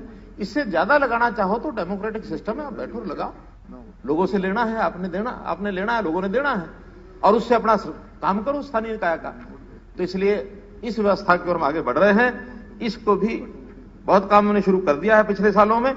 अब इस साल में इसको और आगे हम बढ़ाएंगे। और इसी में से जो एक विषय आया कि 2% की जो स्टाम्प ड्यूटी है, वो हमने शहरी इकाई तो पहले भी लेते थे, उनको कंसोलिडेटेड फंड में ना ला करके और सीधा देने का प्रावधान किया है। बल्कि स्टाम्प ड्यूटी का जो इनकम है वो हमारे बजट में कम दिखाई गई है। एक प्रश्न आया कि ये कम क्यों हो गया? सीधा है कि 6% एवरेज होता है, 5 और 7, महिलाओं का 5, पुरुषों का 7, तो एवरेज 6% में ये मान के चलो कि 1/3 यानी 2%, 1/3 सीधा शहरी इकाइयों को चला जाएगा। वो 7.5 की बजाय 5,000 सरकार के पास आएगा और 2,000, 2,500 वो सीधा शहरी इकाइयों को, संबंधित शहरी इकाई को सीधा ही जाएगा, कंसोलिडेटेड फंड में नहीं आएगा।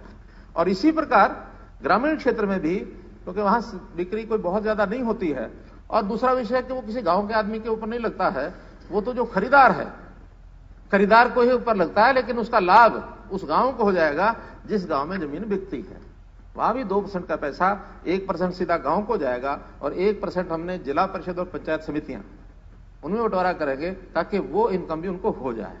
तो ऐसे इनकम के प्रावधान, साधन स्थानीय निकाय के ज्यादा करेंगे और उनको पूरी छूट देंगे।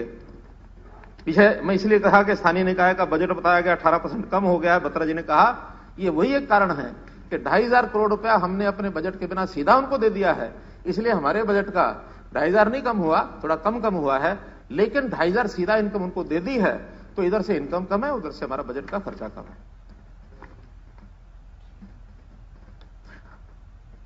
अब विषय है कि हमारा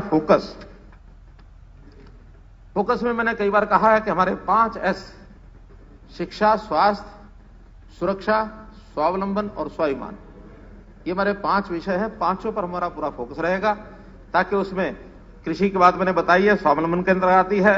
शिक्षा के ऊपर पर्याप्त चर्चा हमारी पहले भी हो गई है, और शिक्षा में हम लोगों ने जो योजनाएं बनाई हैं, उन योजना का भी आपको सब पता है कि हम इस बार ग्रामीण क्षेत्र की शिक्षा, इसमें सुधार कैसे और ज्यादा हो।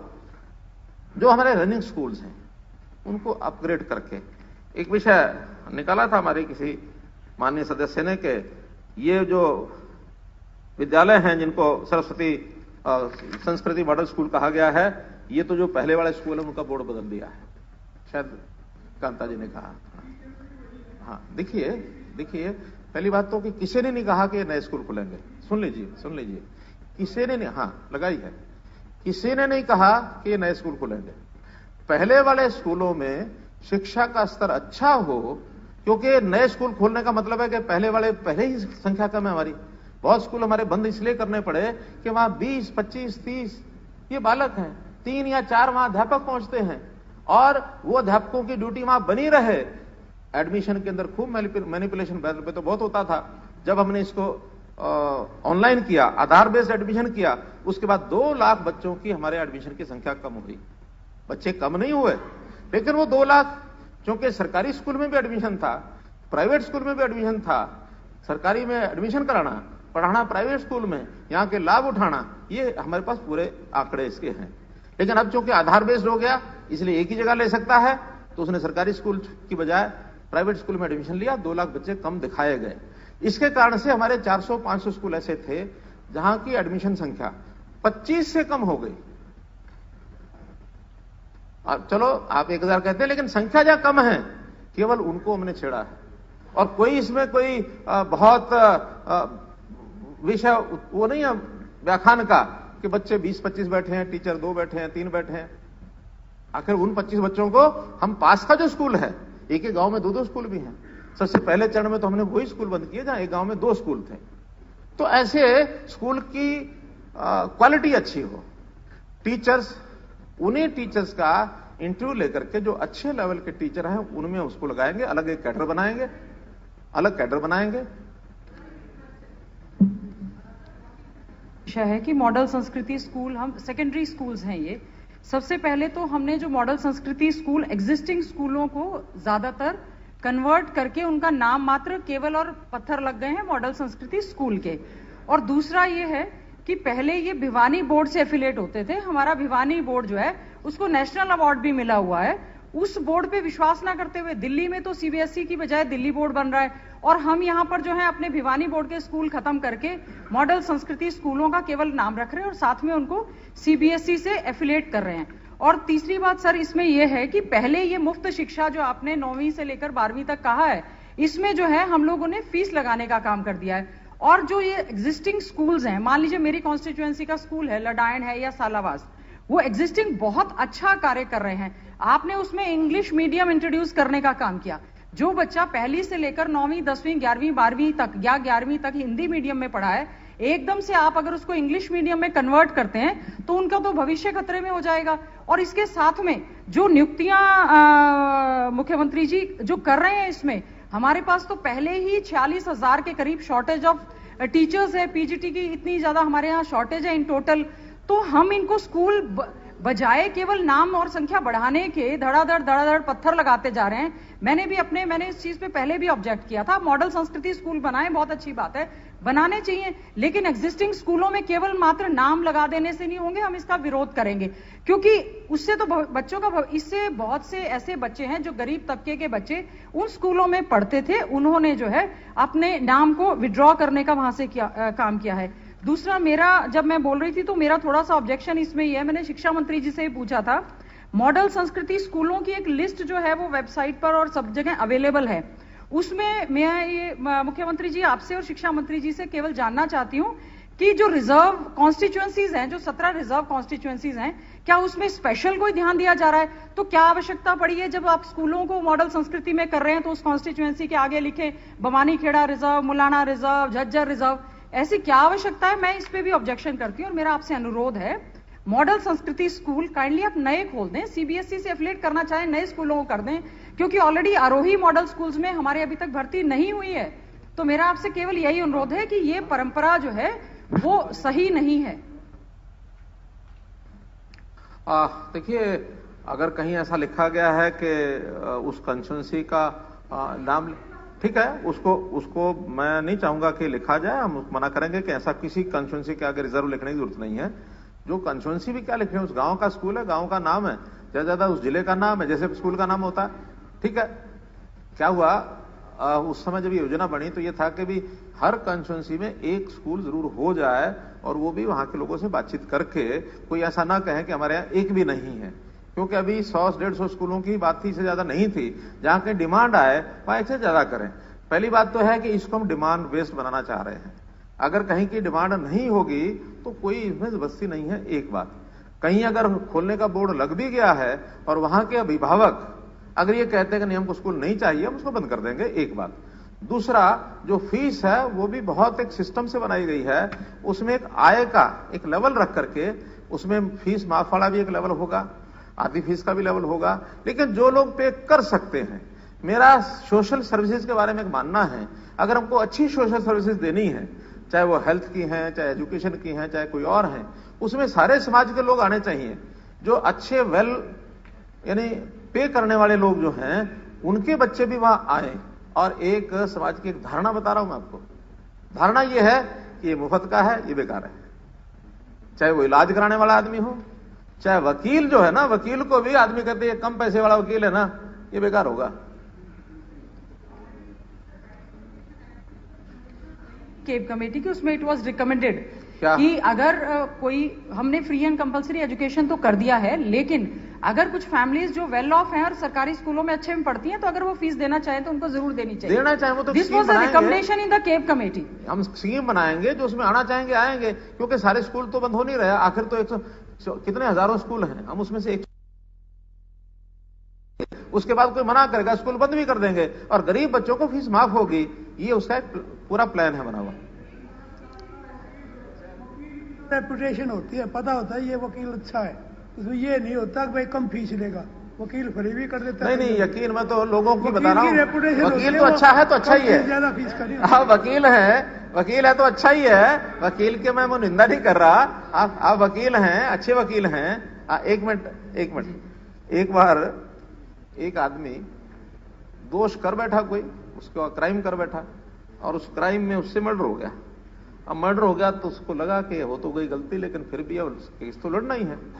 उसमें बेकसूर था, अनजाने में हो गया, कुछ भी हुआ। वो गया एक वकील के पास कि भाई ऐसे ऐसे मामला हो गया और मेरा केस लड़ दे, मुझे छुड़वा दे। उन्हें सारा पढ़ा के हाँ ठीक है छुड़वा दूंगा। कि कितने पैसे लेगा? कहने लगे रुपये लगेंगे 21,000। तो उसने सोचा भी 21,000 का आदमी ये मर्डर के केस में कैसे छुड़वाएगा मुझे? उसको तसल्ली नहीं हुई। आगे चला गया, नाम पूछ के कि अच्छा वकील कौन है, तो अच्छे वकीलों का भी नाम होता है सबका। वो एक अच्छे वकील के पास चला गया। उसने कहा कि ऐसा केस है, कितने पैसे लोगे? उसने केस लगे, पैसे लगेंगे 2 लाख। क्या ये बढ़िया, कर लिया। महीना, 2 महीने, 6 महीने, साल, उसका तारीख वारीख लगते रही। साल के बाद अब जितना उसने दोष किया था सजा तो उतनी होनी थी, उसको होगी उम्र कैद। अब उम्र कैद हुई तो वकील भी और वो जो दोषी भी बाहर आ रहे थे और लोग भी उनके साथ थे। तो वो जो 20,000 वाला वकील था वो मिल गया रास्ते में कि भाई हाँ क्या हुआ? जी उम्र कैद हो गई। कहला तू 2 लाख में उम्र कैद करा क्या? ये काम तुम 21,000 में कर रहा था।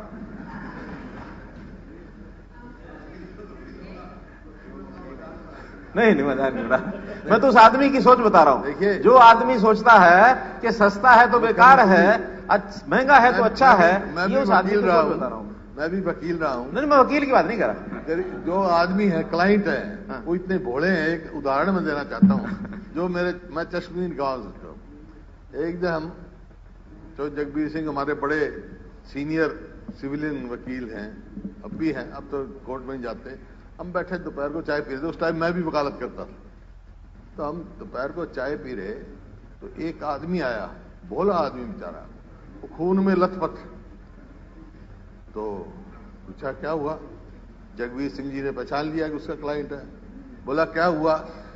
बोला जी फलाना मेरी आज जमीन में घुस गया और मेरे को पीट दिया। बोला कल तेरे को स्टे लेके दिया था। बोला तेरा स्टे भी जेब में पिटा मेरे साथ, जेब में रखा बेचारा कागज थे।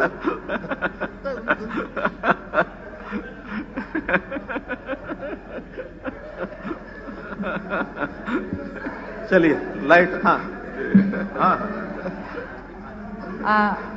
सर एक और रिक्वेस्ट थी, इसमें जितने भी जैसे एनसीईआरटी है, एससीईआरटी है, वैसे ही डाइट और गेटी हैं। सर डाइट में हमारे डीएड के एडमिशंस होते थे, जिसमें जिस एरिया में वो होता था 5 सीटें रिजर्व होती थी और इसके साथ साथ में 4 या 5 हजार की फीस में ही वहां पे जेबीटी और डीएड के कोर्सेज हो जाते थे।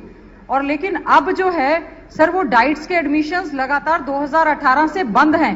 केवल सेल्फ फाइनेंस के जो प्राइवेट बीएड या जेबीटी के स्कूल्स हैं उनमें केवल एडमिशंस हो रहे हैं, जिसमें 40 से 50 हजार की फीस है। तो मेरा आपसे अनुरोध ये भी है कि कोई कारण ऐसा नहीं है कि जिसमें जो है डाइट्स में जो एडमिशंस है सर वो लगातार 21 के 21 जिलों में वो पूरी तरह से बंद है। तो आपको मेरी ये रिक्वेस्ट है कि उसमें एडमिशन शुरू किए जाएं, ताकि गरीब बच्चा जो वहां पे आकर शिक्षा प्राप्त कर रहा था उसका कोई किसी हित में हनन ना हो।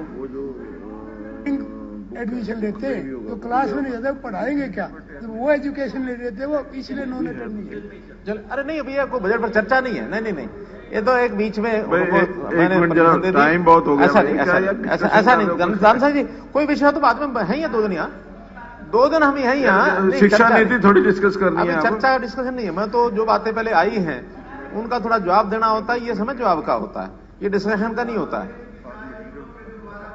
मैं इसलिए कह रहा हूं ये डिस्कशन का विषय नहीं है, ये सिर्फ, और सारे जवाब तो मैं आज इसलिए नहीं पाऊंगा कि समय बहुत चाहिए उसके लिए, लेकिन जो जो मोटी मोटी बातें आई हैं वो बता रहा हूं। अब एक एक जगह का, एक एक घटना का, एक एक स्कूल का तो बड़ा लंबा हो जाएगा। मैं इतना ही बताना चाह रहा हूं कि जो व्यवस्था परिवर्तन की बातें हम कर रहे हैं उसमें एक व्यवस्था परिवर्तन, जैसे मैंने पहले बताया, हमने एक परिवार पहचान पत्र योजना शुरू की है और एक बहुत बड़ी वृद्ध योजना है। इसके लिए अलग से हमने एक डिपार्टमेंट बना दिया है। उस डिपार्टमेंट का नाम है creed, citizen resources of information department, citizen resources information department.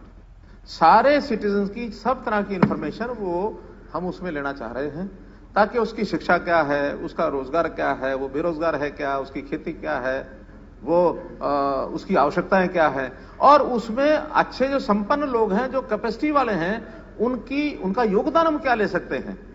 आखिर समाज सारे सरकार के एम्प्लॉइज पर सब कुछ हम निर्भर होकर के सब कुछ कर पाएंगे ऐसा मुझे नहीं लगता। हमको सामाजिक संस्थाओं के माध्यम से भी, एनजीओ के माध्यम से भी, सोशल वॉलंटियर्स के माध्यम से भी समाज के अंदर काम खड़े करने पड़ेंगे। बहुत पार्टिसिपेशन हम कराते हैं, लेकिन सीमा अभी हमारी बहुत लिमिटेड है।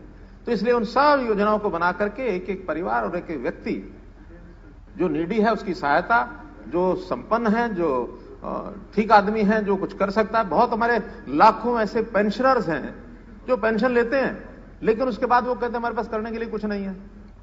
कई लोग तो टाइम काटना ही मुश्किल हो जाता है। हम कहते हैं समाज के काम में आ जाओ भाई, ऐसी योजनाएं बनाएंगे। उसी में एक योजना मैंने किसान मित्र योजना कही थी, वो हम लागू करेंगे। किसानों में जो काम कर सकते हैं, एक हमने वन मित्र योजना की बात कही है, उसको लागू करेंगे। एक इसमें जो हमारी यानी जो सर्वे होगा परिवारों का, उसमें भी हम वॉलंटियर्स और सामाजिक कार्यकर्ताओं को जोड़ेंगे। सरकारी व्यवस्थाओं पर सब चीजें ठीक हमें नीचे से आ नहीं पाती हैं। हमने मालूम है कि एससीसी डाटा जब हम देखते हैं या बीपीएल का जो डाटा देखते हैं, बहुत लोग रोते चलाते हैं कि मेरा बीपीएल का कार्ड बना नहीं, वो जो मारुति कार रखता है या 3 मंजिला मकान है उसका कार्ड बना हुआ है। अब ये शिकायतें कम से कम आए, इसमें सबका सहयोग भी चाहिए।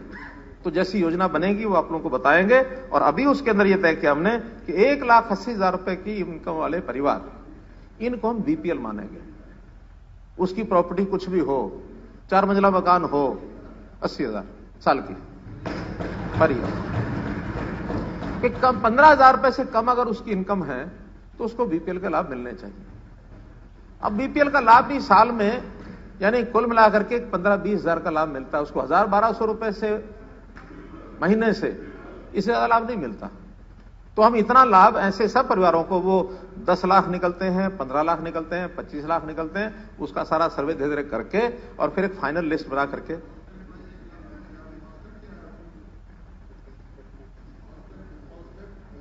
प्राइस मांगोगे, मानोगे 1,80,000 इनकम पर कैपिटा या पर कैपिटा नहीं पर फैमिली, पर फैमिली। अब जो है इसमें करंट या कांस्टेंट नहीं, कांस्टेंट नहीं, जो करंट प्लस प्राइस है। कांस्टेंट का तो कौन उसका हिसाब लगाएगा भी, उसका 2010 में 1,80,000 था, आज उसका कितना है, या 2020 में कितना था। ये सर्वे लगातार चलते रहेंगे, डायनेमिक होगा, उसका सिस्टम बनाएंगे। अगर कोई आदमी जैसे मान लो उदाहरण के लिए आज वो 1,80,000 से कम है, अब उसमें 1,000 लोग सर्विस में आ गए। अब सर्विस में आ गए तो स्वाभाविक है उनकी सर्विस 15,000 से नीचे तो किसी के लगेगी नहीं, वो सब ऊपर जाएंगे, तो इमीडिएटली उनका नाम उसमें ऊपर हो जाएगा। और डेली रियल टाइम बेसिस इसमें जो जनसंख्या है वो आएगी। जन्म प्रमाण पत्र वाले, जन्म रजिस्ट्रेशन ये कंपलसरी, मृत्यु रजिस्ट्रेशन ये कंपलसरी, मैरिज रजिस्ट्रेशन ये कंपलसरी, ऐसी सब चीजें हम प्रावधान उसके बना रहे हैं ताकि अपने आप ही लोग कराएंगे। रियल टाइम क्यों नहीं पता लगना चाहिए। अब 10 साल के बाद हमारा सेंसस होता है, उस 10 साल में बहुत देश ऐसे हैं जहां हर साल होता है। आज मेरे पास यूके के लोग आए, हाई कमिश्नर और मिनिस्टर, वो बड़े एंशियस थे। वो कहते हमारे यहां तो साल में एक बार होता है, आप बताओ ये परिवार पहचान पत्र स्कीम क्या है। तो खैर अब उसको इवोल्यूशन में है ये चीज, कितना सफल होंगे कितना नहीं होंगे वो प्रयत्न के ऊपर निर्भर करता है। तो कुल मिलाकर मैं बात कर रहा था कि हमारे शिक्षा और शिक्षा के स्वास्थ्य में 1,000 वेलनेस सेंटर्स की मैंने बात कही है।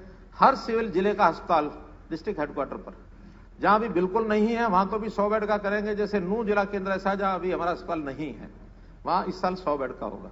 बाकी जहां जहां 100 बेड के हैं वहां सब जगह 200 बेड के ये अस्पताल हम जिला केंद्रों पर पूरे करेंगे। और 10 जिला केंद्र ऐसे हैं जहां अभी 100 बेड के। क्या चाहिए? डॉक्टर तो देखिए वो मेडिकल कॉलेज का कल विषय आ गया। नहीं वो विषय आ गया कल। जैसे मेडिकल कॉलेज की विषय आई है धीरे धीरे। और सुनो भाई, सुनिए। जैसे हमने बताया कि 5-6 साल पहले उस समय एडमिशन का जो दर थी वो 700 डॉक्टर्स एमबीबीएस सीटें ये थी। बढ़ते बढ़ते फिर 800 हुई, 900 हुई, आज 1750-1800 सीटें हैं। तो ये हर साल बढ़ेंगे। आज जो एडमिशन ले रहे हैं चाहे 1800 हैं, ये 5 साल बाद ही डॉक्टर आएंगे, कल तो नहीं आने वाले। इसलिए वो लगातार बढ़ते रहेंगे। हम लगातार भर्तियां खोलेंगे। जो डॉक्टर कोई अवेलेबल हैं उनको रख करके डॉक्टरों की कमी नहीं आने देंगे। ऐसे ही मेडिकल कॉलेजेस की बात कल हो गई थी। शिक्षा की सारी बातें मॉडल स्कूल वाली भी हो गई। वोकेशनल स्टडीज इसके ऊपर जोर लगाएंगे ताकि कोई कम पढ़ाई के बाद भी अपना कुछ कोर्सेज स्किल डेवलपमेंट के सीखना चाहते हैं तो उसमें से कोई उनको स्किलिंग के कोर्स करके और उनको लाभ मिल जाए। यानी 8वीं से लेकर 12वीं तक अब ये फ्री शिक्षा हमने जो सामान्य स्कूलों में हम करेंगे। संस्कृत मॉडल स्कूल में जो गरीब हैं उनको हम पे करेंगे, बाकी जो पे करने वाले हैं उनको हम उसमें से लेंगे। और एक इसमें हमने विदेश जाने के लिए भी जो विद्यार्थी हैं मुख्यमंत्री जी पढ़ाई के लिए समय कुछ और लास्ट 2-3 पेज है। हाँ जी, लास्ट 2-3 पेज है। 15 मिनट में चल जाएगा। हाँ हो जाएगा। तो विदेश, हाँ जी, नहीं तो नहीं आज कितना कल बता देना। नहीं आ जाएगा। नहीं मैं हूँ। हाँ डिमांड में रखे हैं, परसों में यही हूँ ना ऐसा अच्छा नहीं होता क्या? वो है कन्वेंशन है, 2 मिनट के लिए रिएक्ट तो करूंगा आपकी बात पर, मैं कोई भाषण नहीं दूंगा। पहले समय आपने जो इश्यूज 20 मिनट के लिए और बढ़ाया। 3 मिनट आपने कहा, मैंने कहा 5 मिनट कर दिए मैंने तो आपने कहा। एक हमारा जैसे ही आता है कि रेवेन्यू एक्सपेंसेस ये बहुत बड़ा ज्यादा खर्च है हमारा। कैपिटल एक्सपेंसेस का लगभग 3 गुना हमारा रेवेन्यू एक्सपेंस हो जाता है। इसको कम करने की सब लोग कहते हैं कि कैपिटल एक्सपेंस बढ़ाओ। कैपिटल बढ़ाओ तो या तो बजट बढ़ाओ या ऋण ज्यादा लो या थोड़ा कंट्रोल करना चाहिए रेवेन्यू एक्सपेंसेस पर।